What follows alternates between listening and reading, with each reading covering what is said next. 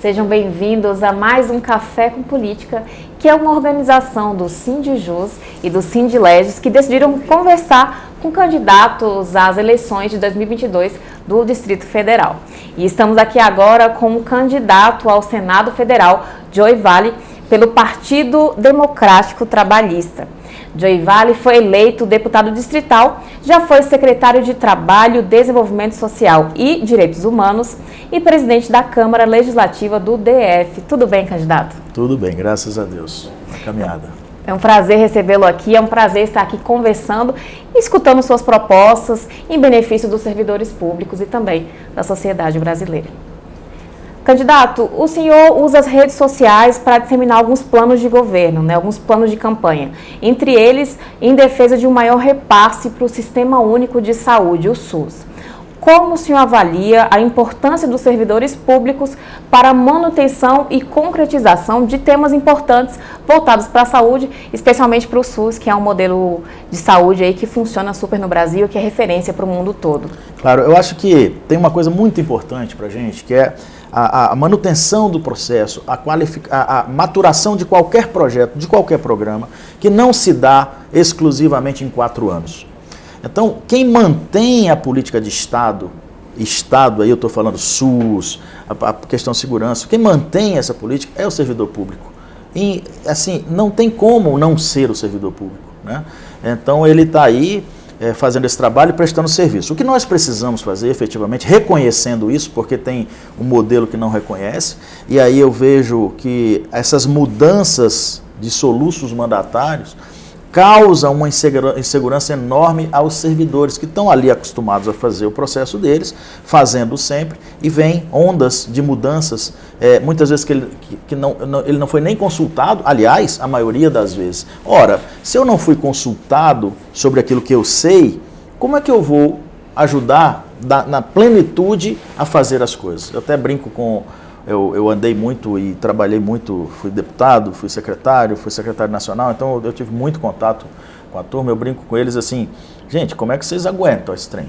E aí eu tenho andado, eu fui secretário de Desenvolvimento Social também, e me apaixonei por isso, sabe, assim, porque são aqueles servidores que estão naquela ponta, no único lugar que o cidadão vai e pega no braço do Estado, num CRAS, por exemplo, né? E eu ia para os CRAS, eu fiz o planejamento estratégico de CRAS, eu gosto de gestão, com essas pessoas, e depois eu comecei a visitar, depois de sair do mandato, para ver o que motivava aquelas pessoas, aqueles servidores que estavam ali, sem estrutura nenhuma, né? Desmotivados, porque perderam a motivação em função dessas mudanças loucas, e eles continuavam atendendo com o coração, apaixonados. Essa é uma coisa maravilhosa, sabe? Então, eu acho que isso é uma condição básica de quem é servidor público. E essa coisa é que o Estado, a máquina e os políticos precisam entender. Porque qualquer condição ou instituição, ela é construída com um tijolinho básico, que é de carne e osso, que são as pessoas. Não tem máquina, sistema, todo mundo fala, não, agora vamos implantar o sistema. Não vai melhorar. Se as pessoas não estiverem felizes, não vai melhorar. E a outra coisa importante para a gente é que na hora que o servidor público está infeliz, sair de casa todo dia para ir trabalhar no lugar onde você não é feliz é uma loucura, né? A gente adoece. Por isso que a gente tem que resgatar essa condição de um Estado servidor, mas servidor por paixão, por vocação, tá certo? E isso dá para fazer tranquilamente. Eu vou lutar por isso, para que a gente tenha a reforma administrativa, reformar não é diminuir, tá certo? Não é tirar privilégios, privilégio não é tirar direitos. Reformar significa melhorar a vida das pessoas. As pessoas que estão ali trabalhando. Então, quando eu faço uma reforma administrativa de Estado, eu preciso melhorar as condições e a vida das pessoas para que o Estado atenda melhor. Esse é o nosso entendimento. Isso é o que eu faço na minha vida privada, eu faço na minha roça lá, né? Pessoas falam, já, o que você está fazendo? Primeiro eu estava morando, agora eu voltei para cá, morando no espaço. Eu estou fazendo, eu sou professor.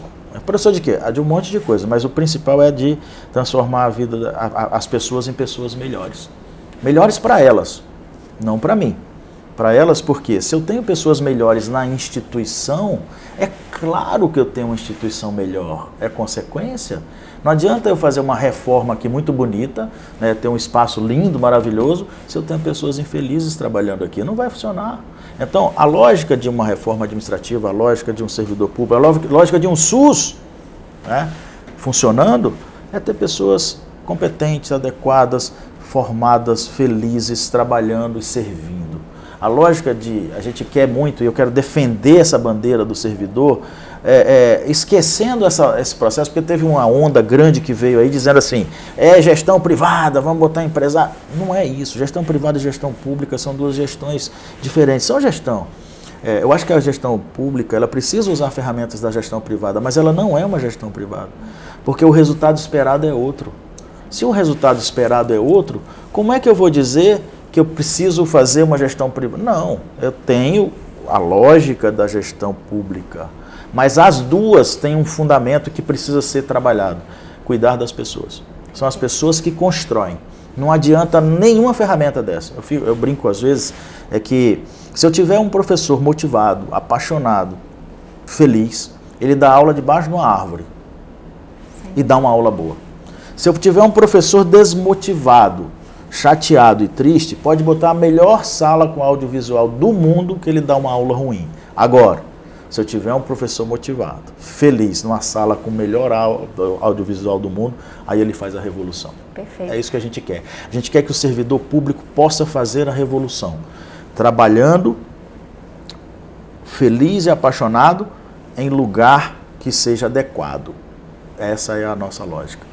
Candidato, muito tem se falado, especialmente nesse governo, sobre Estado mínimo, sobre redução dos servidores públicos, sobre terceirização, sim, que são temas que são bem polêmicos e que atingem diretamente os servidores públicos. Qual a sua avaliação sobre esse tema? Bom, a superficialidade da política. Isso é uma clareza da superficialidade da política. É mexer no teto em vez de mexer na base, né? Não, troca. Troca. Tá com problema, troca. Tá com problema. Essa é uma visão, para mim, míope do processo. Antes de pensar nisso, eu preciso fazer um modelo de gestão pública que traz qualidade de vida para todo mundo. Não dá para dizer que não presta se eu nunca fiz adequadamente. Então, modelos de gestão é uma coisa da minha praia mesmo, porque eu tive que aprender, apesar de ser engenheiro florestal. Eu fui estudar porque eu tenho instituição, a minha fazenda, eu comecei com 2 pessoas, hoje nós temos 190 pessoas trabalhando conosco, né? E eu faço uma avaliação, primeiro porque eu vivo num lugar maravilhoso, porque as pessoas estão felizes. Você entendeu? É um negócio assim diferente, toda hora tem uma coisa nova, inovadora, as pessoas estão... É que eu acho que a gente precisa proporcionar para o servidor público é que ele seja eu fiz uma vez, o concurso da Câmara, sabe? Tinha um concurso e precisava fazer concurso. Aliás, fizemos o concurso da Secretaria também, né? Para aumentar os quadros. E também ajudei no concurso da Emater. Então, assim, veja, concurso é servidor público, né? Então, o tempo inteiro eu tenho trabalhado nessa dimensão. E quando a gente foi fazer, qual é o perfil? Tá? Eu quero uma pessoa empreendedora, uma pessoa mais serviço público, empreendedor. Foi claro, é porque as pessoas confundem privado, né? Empreendedor tem que ser no privado. Não, aqui, né? No serviço público lá na Câmara eu queria pessoas que estavam o tempo inteiro felizes, inventando coisas para melhorar a instituição. Eu falei quando eu fui ser presidente lá, eu falei, vamos fazer uma ressignificação. Ressignificar a Câmara Legislativa no Distrito Federal. Quer dizer, dar um novo significado para ela, para quem está dentro, para os servidores, para que eles sejam felizes. Olha, eu trabalho na Câmara. Não assim, eu trabalho na Câmara. Né? Que a gente via muito isso, porque tem esse problema da política, né? A gente via muito servidor da Câmara que, onde é que você trabalha? Eu trabalho. E não. A gente quer que as pessoas tenham orgulho de serem servidores públicos, né? A gente quer esse orgulho. Agora, para isso, o que eu preciso? Efetivamente, aí é onde eu chego nessa questão de terceirização ou não terceirização. Eu preciso dar condições, melhorar as pessoas, e também, quem é ruim é ruim. Quem é ruim é ruim. Quem não tem caráter, não tem caráter. Então, assim, uma das coisas que eu falo Joia, mas servidor público, apaixonado, bacana, ele tem que ter todos os benefícios do mundo. Servidor público que não preste a mau caráter não pode ficar. Não tem jeito, não tem jeito. Eu sou assim, não sabe, a gente ensina. Não faz, a gente ajuda a fazer. Não tem ferramenta, a gente bota a ferramenta à disposição. Agora, mente, não quer fazer, aí não tem lugar não comigo. Tem sentido, né? Então, eu acredito que a gente precisa pensar nisso, enquanto serviço público, que é, lógico, cuidar das pessoas, mas ter critério. O critério é muito importante, porque, afinal de contas, o cidadão é a pessoa que eu sirvo.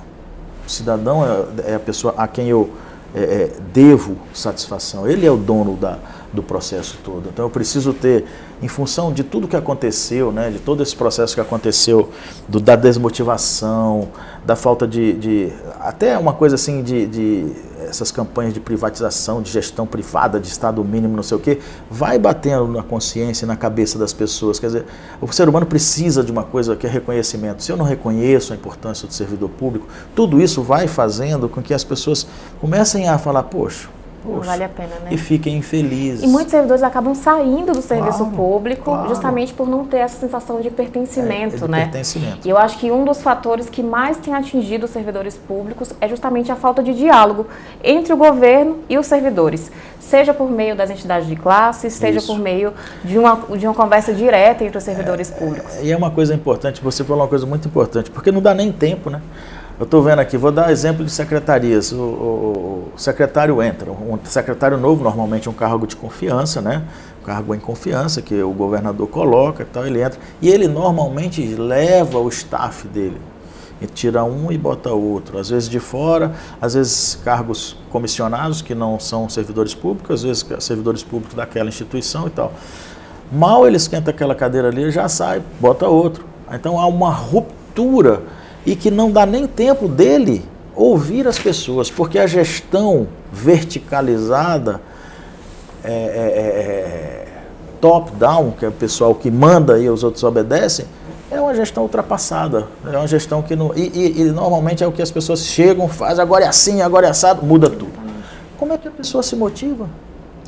Ele estava começando a entrosar, muda. Aí ele começa tudo de novo. Então, esse nível, eu já vi coisas assim incríveis, né? Assim, chegar no lugar, a pessoa está arriscando a parede, assim, eu falei, mas o que é isso aí? Falta 982 dias e 22 horas para eu me aposentar. Isso é um martírio, isso é uma prisão. Então, a gente precisa desconectar, desfazer esse processo de que o cara, quando entra para o serviço público, primeiro ele está no mar de rosas, que não está, não é verdade, é um serviço. Estará se ele for feliz, estará se ele tiver sentimento de pertencimento, estará se ele tiver reconhecimento, e estará se ele for formado, qualificado. E para mim são os 3 fatores da felicidade, né? Tem um quarto que é o dinheiro, que aí o dinheiro é importante mesmo no sistema que vivemos. O primeiro é conhecimento. Então a formação, ela precisa ser contínua, porque ela é um fator de felicidade. Ela ajuda, é um pilar da felicidade da pessoa. Formação, conhecimento. Não quer dizer conhecimento científico, não. Quer dizer, pode ser conhecimento popular, não tem problema. Mas formação, conhecimento é um pilar da felicidade. O segundo, né, é que nós somos pessoas que vivem em bandos, né? E a gente precisa ter um objetivo na vida, que é o pertencimento. A gente precisa ser apaixonado por algo, a gente precisa ter um projeto de vida, a gente precisa correr atrás. A gente precisa acordar de manhã e saltar da cama falando, vou ficar com aquela pessoa, vou conquistar o meu amor, vou melhorar a minha cidade, vou melhorar o meu bairro, eu vou melhorar o meu serviço, eu vou servir melhor as pessoas, pertencer, porque esse é o meu governo. Sabe essa coisa? Esse é o meu governo, não é o governo do governador tal, tem muito isso, né? É o governo do presidente tal. Não, esse é o meu, eu sou um servidor público, esse governo é meu. Então essa relação de pertencimento nós temos que recuperar, sabe? Porque ela está perdida, de verdade. E o terceiro fator, o terceiro pilar é reconhecimento. As pessoas não são reconhecidas. Muitas vezes as pessoas chegam, nem bom dia se dá. Olha, nossa, hoje você está tão arrumada, que bacana. Gostei do seu brinco. Sabe, essas coisas são as finezas, né? As coisas que a gente precisa lapidar nas relações. Então, o servidor público, o serviço público, a gestão pública é um mundo de relações. Quando você fala de reformar isto, né, fazer uma reforma, você tem que incluir essas novas coisas no processo. Porque não é duro. Gestão pública, servidor público, não é coisa dura, é soft. Não é hardware, né, não é máquina, é software. Exatamente. Então, esse é o processo. Candidato, falando um pouquinho sobre a PEC 32, que é uma das demandas também que assustam e assombram os servidores públicos como um todo, qual a sua avaliação sobre a proposta? E, caso eleito, senador, como o senhor vai atuar para fazer com que a proposta não chegue nos moldes que se encontra hoje, que prevê diversas barbaridades contra os servidores públicos, inclusive a perda de estabilidade, que é um grande receio dos servidores? Olha só, na realidade a gente precisa... Política é diálogo. Não existe posição. Eu brinco que assim, quando você é senador, e até uma coisa que eu queria falar com vocês aqui, quando você é senador, no meu entendimento, você tem que praticar uma coisa, 90% audição, 10% fala. Então eu quero ouvir, eu quero dialogar. E com a força de um senador que articula, porque esse é o meu perfil, eu sou um articulador, né? Nós vamos construir uma saída que não permita que se cause nenhum tipo de atrocidade, entendendo que o elemento básico, o construtor básico do Estado é o servidor público, porque ele é perpétuo, ele passa pelos soluços mandatários, né? Então, se eu fizer aí uma vida toda dentro de um serviço público, quantos gestores que são normalmente nomeados pelo de plantão passam na vida do servidor? Se eu não tiver minimamente, eu fiz um trabalho na Secretaria de Desenvolvimento Social que eu queria que de diretor para baixo tivesse que ser obrigatoriamente servidor da casa. Porque você pode mudar o secretário e os subsecretários, né? Tudo bem, você trazer pessoas novas, dar um refresh, né? Trazer cabeças que tenham pensamentos diferentes, conhecimentos novos. Mas a máquina precisa ter estabilidade. Se eu consigo mexer na diretoria, né? Traga um diretor de fora que não sabe nada do que está rodando, você mata a gestão. Então eu preciso ter um espaço e um quadro estável de servidores que passam os governos, e isso é uma das minhas propostas, né? Lógico, com formação, com pertencimento e com reconhecimento. Agora, faz isso apertando o botão? Claro que não, porque é cultura. A gente precisa trabalhar a cultura. Cultura é uma mudança de ambiente que vem pela educação, que é de longo prazo, tá certo? Então, essas coisas a gente conhece bastante como fazer para que a gente possa... Tem coisas que estão acontecendo na Câmara Legislativa agora que foi quando eu fui presidente lá, porque é uma maturação de longo prazo e a gente tem que fazer. Estava com um governador um dia e falei assim, governador, governar é uma corrida de passagem de bastão, aquelas corridas que você faz de revezamento. Porque tem projetos que vai começar no seu... Tem projetos que você está concluindo, que começou às vezes em 2 governos atrás, em função do modelo que a gente tem de Estado, e tem projetos que você vai começar que vai concluir daqui a 2 governos. Então, preste atenção nisso, entenda a continuidade, porque nós temos um problema que é assim, ó, todo governador que entra quer botar a placa. Eu já vi governador tirando uma placa e botando a placa de que ele que fez. Então está tudo errado.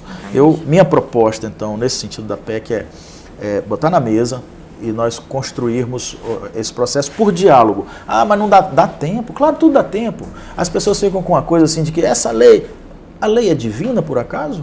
Não, a lei é feita pelos homens. Se ela é feita pelos homens, os homens podem mudá-la. Esse é meu pensamento e minha visão. Perfeito, candidato. E para a gente finalizar, conta para a gente também outras propostas voltadas para a sociedade brasileira e que atingem diretamente os servidores públicos. Bom, essa é uma coisa de trabalho, né? Quer dizer, essa valorização clara da gestão a partir da unidade principal que são as pessoas, cuidar das pessoas, eu acho que isso é uma coisa que a gente vai lutar o tempo inteiro. Serei senador, né? Mas lutando por isso, valorização de pessoas, cuidando das pessoas, que sempre fiz isso em todos os lugares que fui, todas as secretarias que participei, na minha empresa, né? Onde eu trabalho, na fazenda, nas lojas, a gente tem assim um capricho que é cuidar de gente. Eu gosto de gente, né? Então a gente cuidar das pessoas. Eu tenho a certeza absoluta que quem dá perpetuação, quem dá longo prazo e perpetua o Estado no modelo de gestão é o servidor. Por quê? Eu fui do Ministério da Ciência e Tecnologia, fiquei 3, 4 anos lá. Fizemos uma reunião, isso de 2007 a 2010. Fizemos uma reunião agora semana passada, revi toda a turma que estava lá, os servidores de carreira, que a gente acaba fazendo muita amizade, né? Eles estão lá, Eu já fui deputado 2 vezes, presidente de Câmara, eles continuam lá. Quando a gente montou a Política Nacional de Ciência e Tecnologia, junto com o ministro Sérgio Rezende, eu montei um modelo de gestão que tivesse sequência, que tivesse rastreabilidade e tal. Eles tocam, não sou eu já saí, foi o cargo em confiança que foi. Então, olha a importância disso, né? A questão da sustentabilidade, que é uma pauta fundamental para termos, que inclui energia, mudança de matriz energética, né? A descarbonização da agricultura, que é uma outra pauta que eu trabalho muito, os bioinsumos, né, que são a possibilidade dos produtores rurais não usarem venenos e sim micro-organismos que eles produzem na própria fazenda a partir de modelos que a Embrapa desenvolveu. Eu quero ser um puta defensor da Embrapa, eu vou ser um senador da Embrapa, né? A Embrapa é uma empresa pública maravilhosa que faz o Brasil crescer, faz a gente ser locomotiva do agronegócio, né? Então eu quero ser um defensor disso. Uma outra coisa que eu acho importante demais é o cooperativismo. Eu acho que o modelo cooperativo é uma coisa muito bacana e a gente quer avançar um pouco mais nisso, né? Para ver como que a gente pode trabalhar e, logicamente, como já falei e volto a colocar, eu quero trabalhar muito no em modelos de gestão pública. Gestão pública, tá certo? Que saúde, essa coisa da educação, esse processo, não tem como você fazer uma gestão privada, privatizar nada disso, né? São coisas que, a extensão rural, por exemplo, como é que eu vou privatizar uma extensão rural? A extensão rural tem que ser pública, a extensão rural não vende produto, ela trabalha a felicidade da família rural. Então, olha a relação, né? A relação. Então, precisa ser público, porque é o que a gente entrega. Quem é servidor público é servidor para entregar felicidade para as pessoas, seja a felicidade traduzida de qualquer forma. Perfeito. Muitíssimo obrigada por sua entrevista, muitíssimo obrigada por ceder esse tempo para conversar com a gente, com os servidores públicos e com as entidades de classe para falar um pouquinho das suas propostas. Muito agradecido. Eu estou aqui, eu sou senador pelo PDT, né? E o meu número é 123. Número simples, né? Então essa foi mais uma entrevista. Entrevistamos agora o Joey Vale, que é candidato ao Senado Federal pelo Partido Democrático Trabalhista. Ficamos aqui e até a próxima.